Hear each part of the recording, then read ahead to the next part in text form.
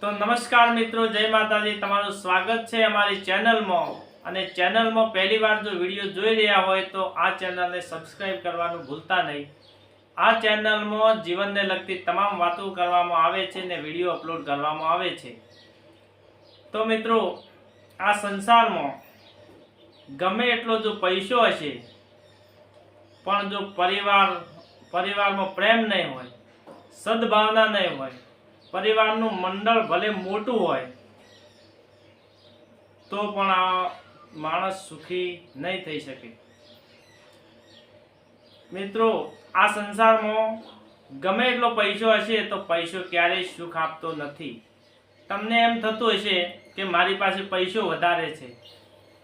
તમે સવારમાં અલગ ગાડીમાં દેખો, બપોરે અલગ ગાડીમાં દેખાતા હોય અને સાંજે પણ અલગ અલગ ગાડીઓમાં દેખાતા હોય। તમે કપડાં એક વખત પહેરો બીજી વખત ના પહેરો, એટલી બધી સુવિધા હશે તો પણ તમારામાં જો સદભાવના વિચારો નહીં હોય તો આ દુનિયામાં તમને કોઈ સુખી કરી શકે નહીં। આ નોંધાનું સત્ય છે।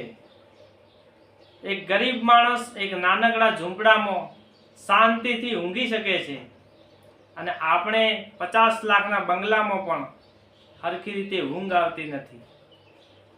કેમ? માણસના સદભાવના વિચારો કમ થઈ ગયા છે। એટલા માટે આપણને એક જ સંકલ્પ છે કે આપણી ઈચ્છા પૂરી થઈ જાય, આપણા પૈસા મળી જાય, બસ। આપણો ધંધો ભલે ગમે તેવો હોય, આપણું કામ ભલે ગમે તેવું હોય, આપણે તો જે મહિનો થાય એટલે જે પૈસા થાય એ પૈસા આપણા મળી જાય એનાથી જ મતલબ છે। તમારી મજબૂરીમાં જો તમને કોઈ મેણું મારી જાય તો સહન કરી લેવું। કેમ કે સમય બધાનો આવે છે અને તમારા મેણાનો જવાબ સમય તે દિવસે બતાવશે। સમય બધાને મોકો આપે છે। સુખ કોઈ હોનાના હિંચકે કે મખમલની ગાદીમાં નથી હોતું। સુખ તો મનના સંતોષમાં હોય છે અને જેને સંતોષ છે એને તો ડુંગળી અને રોટલો પણ મીઠો લાગે છે, પણ જેના હૈયામાં લાલચની લાઈ વરસી રહી છે એને તો તમે આખું ગામ લખી આપો તો પણ એની જીભ બળે છે। ભગવાને જે આપ્યું છે એમાં સંતોષ રાખીને જીવન જીવતા શીખી જા, એ જ સાચું સુખ છે।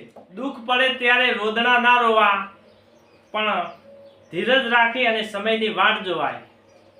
સોનું તપે તો જ ઘરેણા બને, એમ માણસ પણ દુઃખમાં તપે તો જ તે સુખ દેખાય છે એને। રાત ગમે એટલી અંધારી હોય પણ સૂરજને ઉગતા કોઈ રોકી શકતું નથી।